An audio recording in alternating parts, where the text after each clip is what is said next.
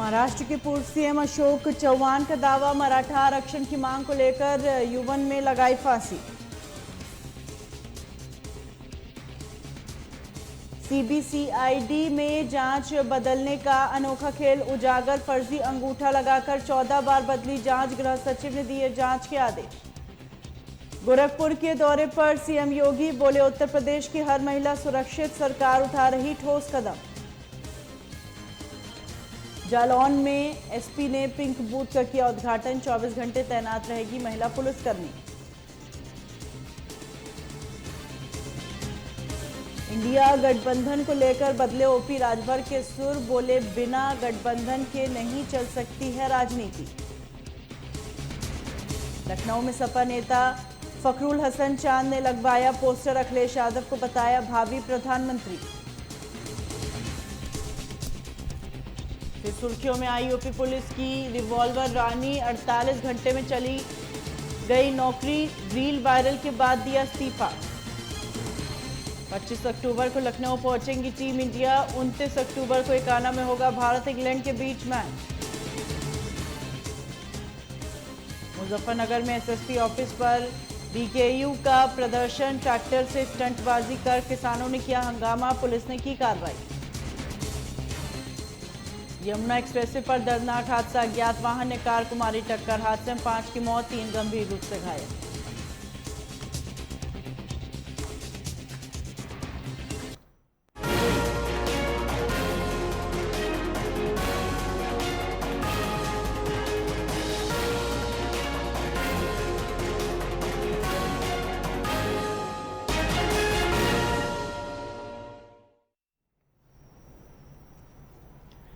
नमस्कार, स्वागत है आपका। आप देख रहे हैं न्यूज लाइव, मैं हूं आपके साथ हिना। केंद्रीय राज्य मंत्री बीएल वर्मा जालौन के ओरई पहुंचे, जहां उन्होंने एक निजी कार्यक्रम में भाग लिया। इस दौरान केंद्रीय राज्य मंत्री ने समाजवादी पार्टी के राष्ट्रीय अध्यक्ष अखिलेश यादव और कांग्रेस के राहुल गांधी पर निशाना साधा। उन्होंने कहा, अखिलेश यादव सबसे बड़े ठग और धोखेबाज नेता है और इसलिए आज उन्हें भी धोखा मिल रहा है। जिस तरीके से इन लोगों ने नया इंडिया गठबंधन बनाया, इससे पहले यूपीए गठबंधन था, उसमें भी 12 लाख करोड़ का घोटाला और भ्रष्टाचार हुआ। यूपीए गठबंधन ब्लैकलिस्टेड होने के कारण उन्होंने नया नाम बदलकर इंडिया गठबंधन रख दिया। कांग्रेस के राहुल गांधी हो, चाहे समाजवादी पार्टी के अखिलेश यादव हो, ये धोखा देने में दोनों ही मास्टर हैं। तब मैं कहूँगा कि दगा किसी का सगा नहीं है, ना मानो तो उनके जाके घर देखो। और मैं कहूँगा कि अखिलेश का यहाँ का सवाल है, ऐसा कोई सगा नहीं जिसको अखिलेश ने ठगा। 2017 से पहले उत्तर प्रदेश की जनता को जिसने से ठगा है, जिस वजह से गुंडागर्दी का माहौल और मुस्लिम शिक्षकों की राजनीति को की थी, तब भारतीय जनता पार्टी ने एक नारा दिया था, जब गुंडाराज में भ्रष्टाचार और भाजपा सरकार। प्रदेश की उत्तर प्रदेश की जनता ने 325 का काम किया था, सरकार बनाने का काम किया था। और आज मैं कहूँ समाजवादी पार्टी अखिलेश यादव कहते हैं कांग्रेस को धोखा दिया है, तब मैं कहूँगा 2017 का चुनाव को नहीं भूलना चाहिए। यही अखिलेश यादव राहुल गांधी का फोटो लगा करके 2 नए युवाओं की जोड़ी ये कमाल करेगी। पता चला कि 2017 में इलेक्शन हार गई और जोड़ी टूट गई। 2019 आया तो फिर नया गठबंधन किया बसपा से, बुआ जी के साथ, मायावती के साथ। चुनाव 2019 में हार गए तो वो टूट गई। फिर नया गठबंधन किया 2022 में जयंत चौधरी के साथ, चुनाव फिर हार गए, गठबंधन फिर टूट रहा है।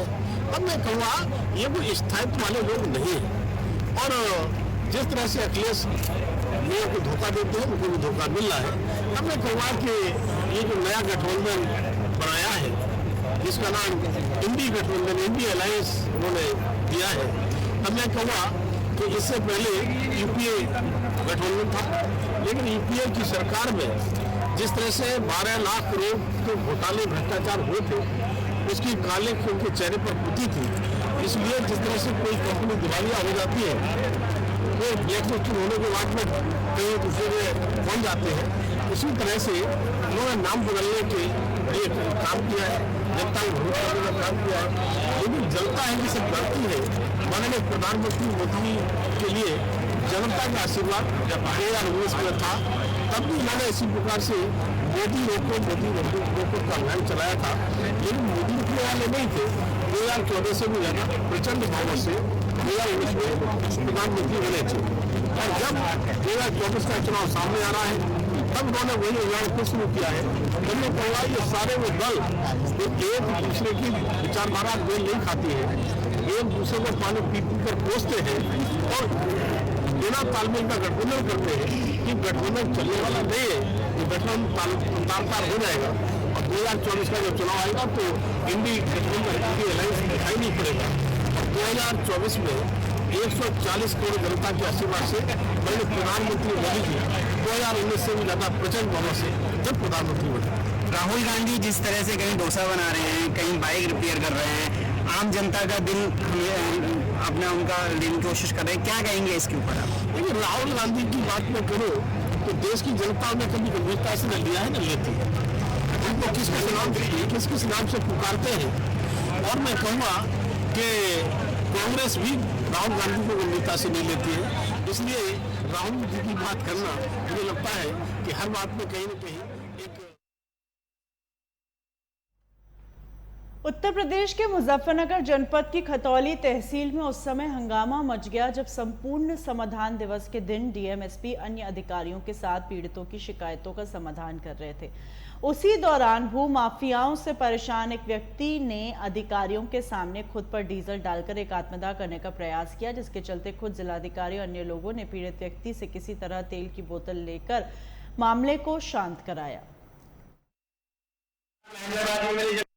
मैं 4 साल, मेरा नाम प्रवीण कुमार, गांव लाडपुर, पिताजी का नाम रतन सिंह। क्या शिकायत लेके आए थे अभी? मैं जमीन से संबंधित शिकायत, मेरी जमीन की पैमाइश नहीं करा रहे। कौन नहीं करवा रहा है? पूरी बात बताओ, पूरा मामला है क्या? मैं बाहर रहता था जी, भूमाफियाओं ने जमीन का सौदा बिना लिखत पढ़त कहकर मेरी जमीन पर भी प्लॉटिंग कर दी। 4 साल से मैं गुहार ला रहा अपनी जमीन दुआने की, पर कोई समस्या का समाधान नहीं हो रहा। क्या सुना, क्या नहीं होता, क्या कार्रवाई चल रही हो आप? क्या नहीं हो? मेरी जमीन की पैमाइश होगा, मेरे मिल जाए। आज यहाँ पे आए, आज क्या हो?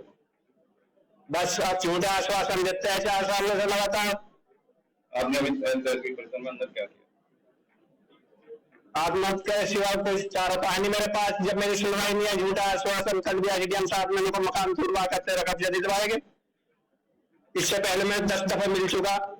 इससे पहले एक एप्लीकेशन दी थी, वो 15 दिन का टाइम दे देना, 15 दिन में 4 महीने कर दिए पूरे। 4 महीने में भी समस्या का हल नहीं हुआ। बताओ क्या चाहते हो?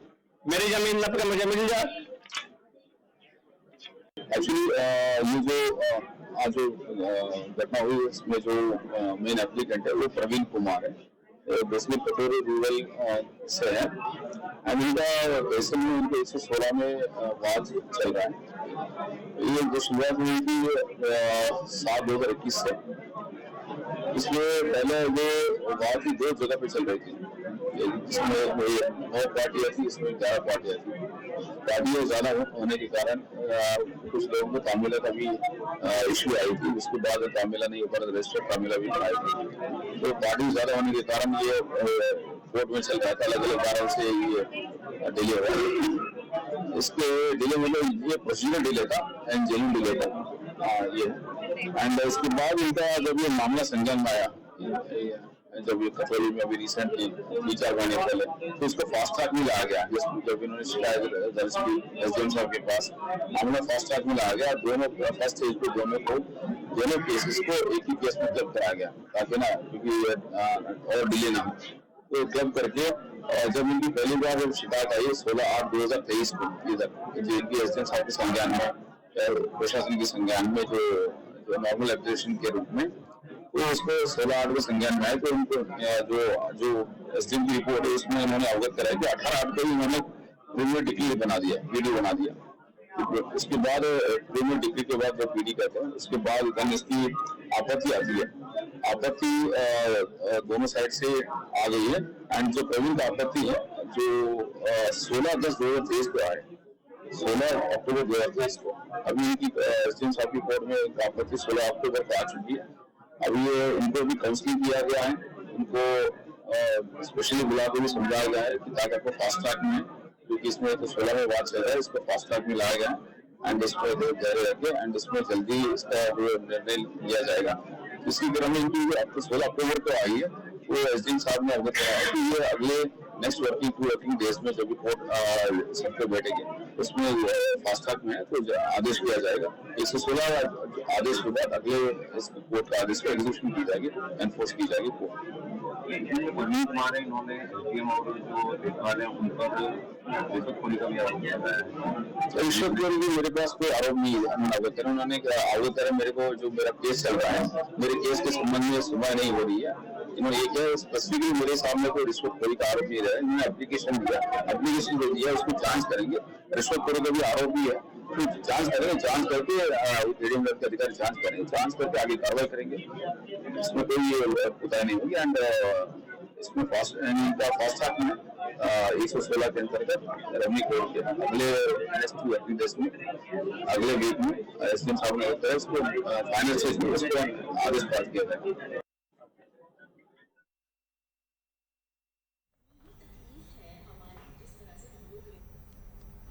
एटा में आज एक पीड़ित ने तहसील समाधान दिवस में न्याय की गुहार लगाई। पीड़ित का आरोप है एक फर्जी महिला मीना देवी बनकर अपनी बेटी अंशिका के नाम फर्जी तरीके से बैनामा कर दिया। वहीं पीड़ित को सूचना मिलने पर एटा एसएसपी और डीएम को कार्रवाई के लिए शिकायती पत्र दे चुके हैं, जिसके बाद एडिशनल एसपी धनंजय सिंह कुशवाहा ने पूरे मामले पर जांच के आदेश दिए।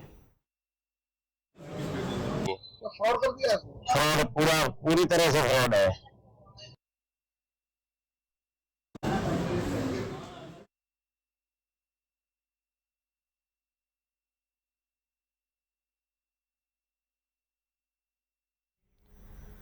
फर्रुखाबाद में बिजली विभाग की लापरवाही के चलते एक परिवार अधिकारियों के चक्कर लगाने को मजबूर हो रहा है। बिजली विभाग ने उसे बिना बिजली कनेक्शन दिए ग्रामीण को 1,17,994 की आरसी थमा दी। वहीं ग्रामीण का आरोप है उसको सिर्फ कागजों में बिजली कनेक्शन दिया गया और बिना बिजली का यूज किए ही बिल पकड़ा दिया गया। अब धनीराम जिला प्रशासन से लेकर बिजली विभाग तक न्याय की गुहार लगा चुका है, लेकिन किसी अधिकारी ने फरियाद नहीं सुनी। तहसील दिवस में प्रार्थना पत्र देकर कनेक्शन न होने का अधिकारी को हवाला दिया, लेकिन ग्रामीणों का निस्तारण नहीं हुआ। नहीं है, लेकिन कनेक्शन नहीं हुआ। जो 2007 में चले गए टाइम में, इन्होंने वहाँ अपनी जगह बनवाई, यहाँ चले गए। तब से कभी कभी यहाँ आते हैं, सो क्या घर बात देखने आते हैं तो बिजली है ही नहीं। बिजली है नहीं? नहीं। एक की नाम है गीता देवी की नाम, गीता देवी के नाम से कनेक्शन जो बिल आया है। हाँ। आपको जानकारी है पूर्ण रूप से कि कभी बिजली तार ही नहीं पड़े? हाँ नहीं, बिजली तार तो थे, लेकिन जे पड़े हैं इन्होंने थोड़ी डाले। अच्छा, ये तो सरकारी पड़े हुए हैं। अच्छा, इन्होंने कभी नहीं डाले। बिजली मामला जो है 2007 से हम यहाँ से निकलिए और इसके बाद फिर हम कायमगंज रहने लगे। और इससे पहले जो है यहाँ पे जो है 2015 में या 2021 में कब कनेक्शन वो हमें कोई पता नहीं। यहाँ कनेक्शन कर दो, कनेक्शन करने के बाद कभी न तो मीटर लगाओ ना ही कभी बिल। और केवल जो है हमें मतलब 2021 में केवल एक 90,000 रुपया को केवल वो पकड़ाई दो कि आरसी पकड़ाई दी है। जब आरसी है आपके वहाँ में जो है जो 90,000 रुपया आपको कनेक्शन है, जब हमें बिल जमा करो तो हमें पता लगी कि जो हमारा जो बिल जो है जो नकली बिल है, जो मतलब जो कैसे कराओ कनेक्शन। हमने कई एक बार तहसील दिवस में भी दी और लोगों से कही, मतलब रुटौल जाए की भी कही, बरझाला भी कही, लेकिन हमारी कोई सुनवाई नहीं भाई। जब कह रहे थे कि इसको बिल जमा करो, आपने कनेक्शन कराओ, हम कैसे मान लें आपने कनेक्शन नहीं कराओ। उस समय मतलब अखिलेश सरकार, मायावती सरकार भी थी, इसके बाद अखिलेश सरकार आई तो लोग कनेक्शन जो है जो कर रहे थे, क्या नाम मेरे लेखपाल, और लेखपाल द्वारा किसी ने कनेक्शन कराए दो, हमें कोई पता नहीं लगी। अगर हमें पता होती तो हम कनेक्शन बिल जमा करते, लेकिन हमें पता नहीं। जब 2021 में हमें बिल दो तब हमें पता लगी तो हम कनेक्शन कैसे कराते, जब हमने उसे जलाई नहीं, वहाँ केबल नहीं डाली, कोई काम नहीं करो, जब भी कोई है तो हम कैसे बिल जमा करते हैं। और कांच भी बिल जमा करें, वो लोग खेत बेचें, मकान बेचें कि खुद बिक जाए, क्या करें। अगर समस्या समाधान नहीं हुआ तो क्या करेंगे आप? तो साहब कुछ नहीं तो करें, समस्या समाधान कहीं न कहीं निकल के चले जाए, मर बिल लाई जाए, और क्या करें।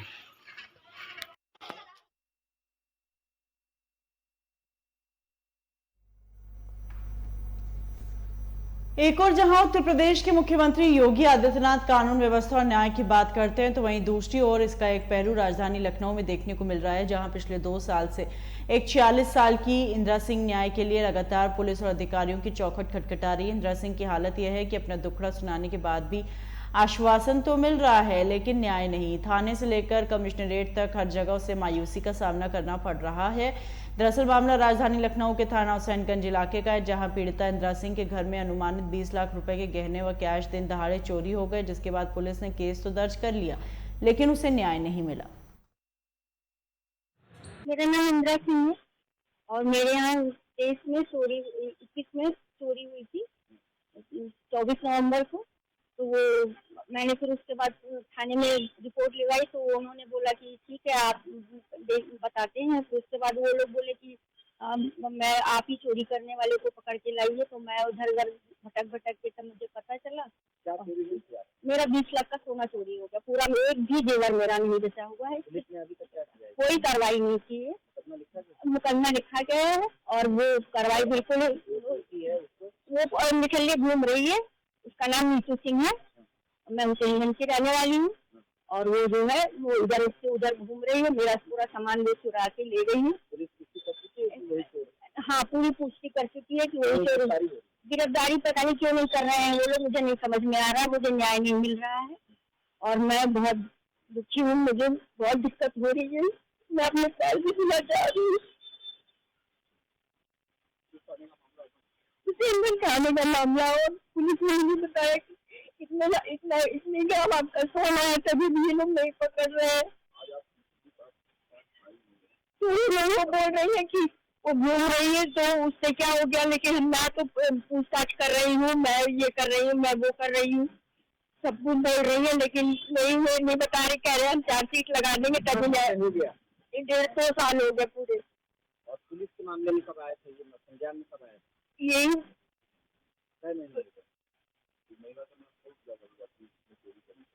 यही थोड़े दिन बाद ही पता चला है उसको।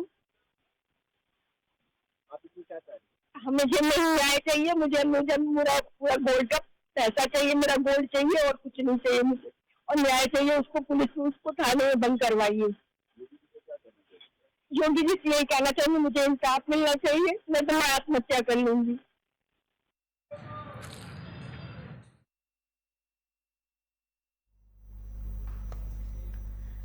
एटा पुलिस की टीम ने कोयलीबेड़ा में हुई मुठभेड़ में 2 नक्सलियों को मार गिराया। मारे गए नक्सलियों की पहचान नहीं हुई लेकिन पुलिस को सूचना मिली है कि इस वक्त मौके पर नक्सलियों के कुछ बड़े कमांडर भी थे। जिन 2 नक्सलियों को मारा गया बाहरी बताए जा रहे थे। अन्य जिलों के आत्मसमर्पित नक्सलियों से इनकी पहचान की कोशिश शुरू कर दी गई। देखिए, आज ग्रैंड चेकिंग चल रही थी और उसी के दौरान कोतवाली पुलिस से बदमाशों की मुठभेड़ हुई है, जिसमें एक बदमाश के पैर में गोली लगी है। बाद में पता चला कि 50,000 का इनामी खलील अहमद है, जो कि अमरोहा का रहने वाला है और ये डकैती और गौकसी में वांटेड था। अभी जो गौकसी की घटनाएं हुई हैं लक्ष्मीपुर वाली गौशाला में, उसी में वांटेड था। ये 50,000 रुपये का इसका इनाम है। इसका एक साथी और भी था, वो फरार हुआ है। काउंटिंग चल रही है, हमारी पूरी टीम लगी हुई है और एक संदिग्ध चोरी की मोटरसाइकिल भी बरामद हुई है, स्प्लेंडर तमंचा बरामद हुआ है, ढेर सारे कारतूस बरामद हुए हैं। ये गौकसी करने वाले और गौकसी के मूल सौदागर हैं और इनका पूरा दिल्ली से लेकर के और इधर पश्चिमी उत्तर प्रदेश का पूरा फैला हुआ है, उसको हम लोग समेट रहे हैं और निश्चित तौर पे इस पूरे गैंग को हम नेस्तनाबूद करेंगे। इनके ऊपर गैंगस्टर एक्ट के तहत कार्रवाई की जाएगी।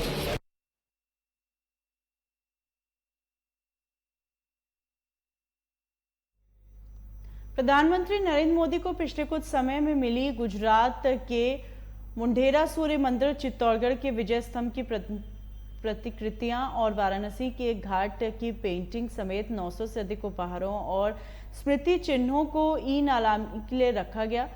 अधिकारियों ने बताया ई नीलामी सोमवार को शुरू हुई और 31 अक्टूबर को समाप्त होगी। वहीं ई नीलामी पर केंद्रीय मंत्री मीनाक्षी लेखी ने कहा, प्रधानमंत्री को जितने उपहार मिलते हैं उसकी नीलामी कर जितना पैसा आता है वो पैसा नमामि गंगे परियोजना में लगाया जाता है। ये कार्यक्रम 2 अक्टूबर से शुरू हुआ था और अब 31 अक्टूबर तक चलेगा।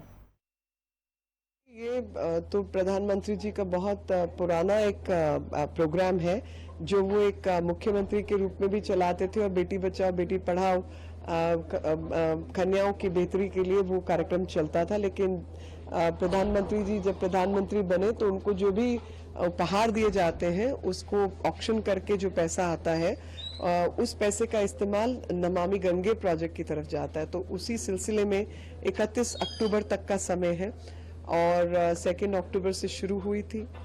काफी समय निकल चुका है, बहुत छोटा सा लास्ट लेग बची है, तो उस लास्ट लेग में कोई सीरियस बायर जो है वो ना छूटे और अधिक से अधिक जो धनराशि है वो प्राप्त हो सके, उसके चलते आज का ये कार्यक्रम हमने अरेंज किया है। और सारा का सारा दारोमदार आखिरी के 2 दिन पे नहीं छूटना चाहिए, तो पहले से थोड़ा हो जाएगा तो हमें भी आसानी होती है।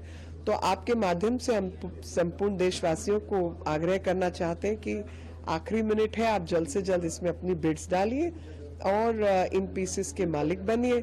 और आपके साथ ही एक तो आपको सर्टिफिकेट मिलेगा प्रधानमंत्री जी का, और साथ में उस सर्टिफिकेशन के साथ में जो है ये पीसेस जो है इसमें कुछ ऐसे बेहतरीन पीसेस हैं जो कि म्यूजियम पीसेस हैं, और ऐसे पीसेस हैं जिससे एक पीढ़ी से दूसरी पीढ़ी तक वो जाएंगे, और कुछ कलाकृतियां बनाने वाले लोग ही आप देश में नहीं है बहुत ज्यादा। जैसे ये गॉन पेंटिंग है, तो ये पेंटिंग है एक पद्म श्री आर्टिस्ट द्वारा। चंबा का रुमाल, बहुत कम लोग हैं जो जानते हैं कि चंबा का रुमाल सामने और पीछे दोनों एक जैसे होते हैं, यानी डबल ग्लास में आप उसको रख सकते हैं और हाथ से बनाए जाते हैं। तो बहुत कम लोग हैं जो ये कढ़ाई का टांका जानते हैं।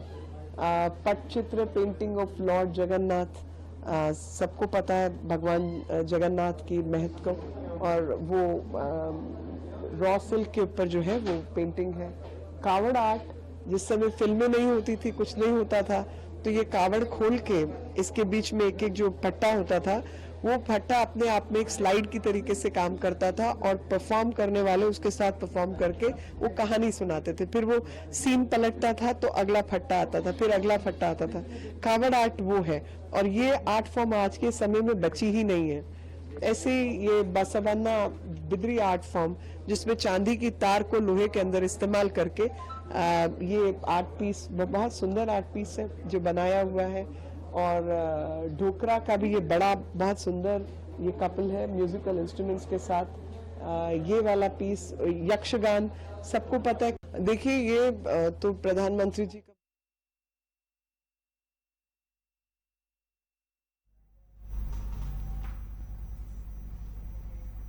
इन खबरों के साथ बुलेटिन में फिलहाल इतना ही। दीजिए इजाजत।